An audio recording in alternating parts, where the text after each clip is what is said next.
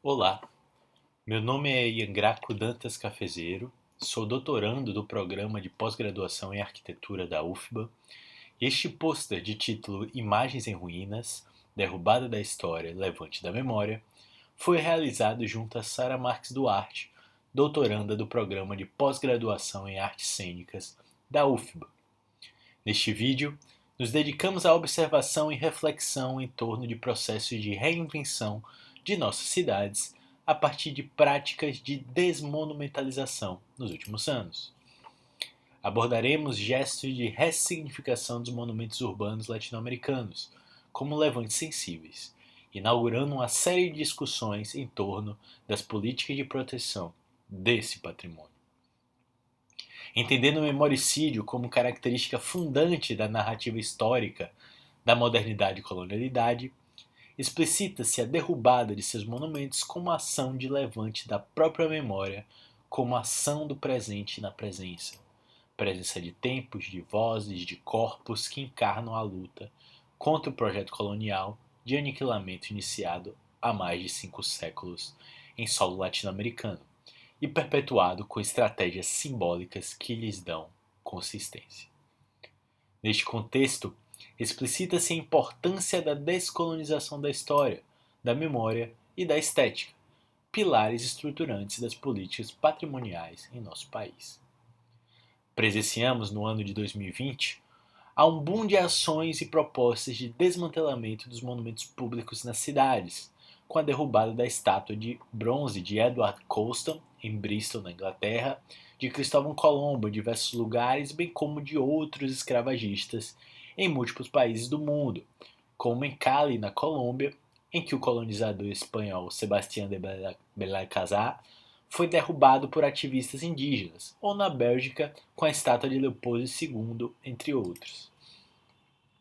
Tal fato ecoa no recente incêndio da estátua do Bandeirante Borba Gato, em São Paulo. A figura do bandeirante é questionada por ações disruptivas há algum tempo. Construídos como heróis e desbravadores nacionais, os bandeirantes eram expedicionários que buscavam pessoas escravizadas e indígenas para resgate ou extermínio. No contexto da construção de uma identidade nacional após a proclamação da República, inúmeros monumentos foram construídos em sua homenagem, principalmente no estado de São Paulo. Uma dessas estátuas, o Monumento às Bandeiras, na capital paulista, sofreu nos últimos anos algumas intervenções de protesto. Em 2020, crânios foram colocados em frente à escultura pelo movimento artístico Grupo de Ação, retomando a história sombria desses personagens.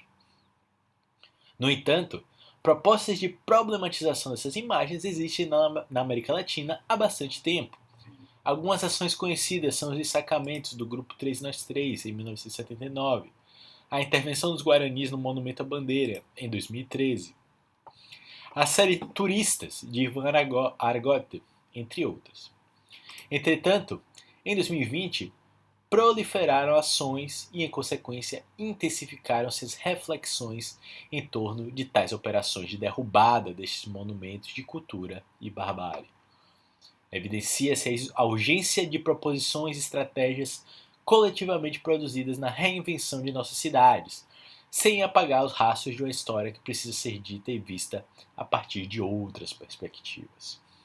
Neste sentido, é possível percebermos a destruição em sua potência de reinvenção do hoje e de criação do amanhã, pois, como reflete Elias Canetti em Massa e Poder, a destruição de imagens representando algo é a destruição de uma hierarquia que não se reconhece mais.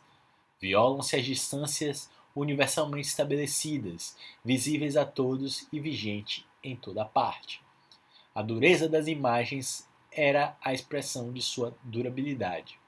Agora foram derrubadas e reduzidas a escombros. Neste ato consumou-se a descarga. É justamente a essas imagens em escombros que o coletivo mexicano feminista Restauradoras com Glitter, composto por historiadoras, restauradoras, arquitetas, artistas, reivindica proteger, documentar e restaurar. A marcha de 16 de agosto de 2019 cobriu de mensagem de protesto o monumento Ángel de la Independência. No dia seguinte, o monumento foi cercado por tapumes para sua restauração. E é justamente ao restauro como medida de apagamento das vozes insurgentes que as restauradoras com glitter dirigem-se em sua carta manifesto. Entre as questões abordadas, o direito à expressão, a visibilização, a memória das múltiplas violências do patriarcado com o intuito de combatê-las e a importância da conservação das marcas da ação poética realizadas durante a manifestação. Na carta, as marcas são um mero sintoma da violência desorbitada em que vivemos e, como tal, devem ser divulgadas pela mídia para promover a atenção ao problema subjacente.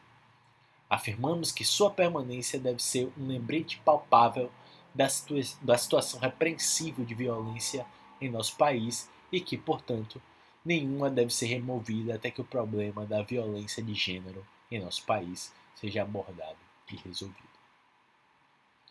Em 18 de março de 2020, Santiago do Chile amanhece com sua estatuária urbana utilizando lenços verdes, símbolo das lutas pela descriminalização do aborto. No mesmo ano, na Bolívia, o coletivo Mujeres Creando realiza a ação Plaza Chola Globalizada, intervindo na estátua de Isabel a Católica. A rainha espanhola foi vestida com a saia característica das mulheres do altiplano, sua imagem desconstruída e transformada em chola globalizada. Múltiplos são os exemplares com intervenções nos últimos anos. O monumento que teve, desde os protestos de 2019 no Chile, inúmeras intervenções, culminando em sua retirada em março desse ano, foi a escultura do general Manuel Baquedano. O estalido social desencadeou um processo de ressignificação dos espaços públicos de Santiago, com a derrubada de vários monumentos. Essa obra, que encontrava-se no epicentro das manifestações, sofreu tantas intervenções que foi chamada de Monumento Camaleão. No centro da Plaza Itália, milhares de manifestantes subiram em seu cavalo, ergueram a bandeira Mapuche e dependuraram frases de protesto. Hoje, seu pedestal permanece como um espaço vazio, convite à reflexão com o eco de um emaranhado de vozes e tempos. Nessas e nas demais ações citadas, evidencia a luta de milhares contra o paradigma colonial capitalístico, que tem, nessas figuras monumentais, a naturalização de uma história marcada em carne viva pelo poder necropolítico. A história, classicamente representada por essas estátuas, mostra-se como uma construção forçosamente edificada a partir de termos que orientam os usos que o poder faz do passado. Deste ponto de vista, essa construção hegemônica e unilateral opera na criação de um futuro catastrófico, e as diversas ações citadas atestam, como gesto de resistência, que o passado não cessa e que a afirmação das mais diversas identidades envolve a negação do que foi construído como monumento, pensando em uma nova história, memória, a partir dos trapos, bem como dos escombros da história. Obrigado.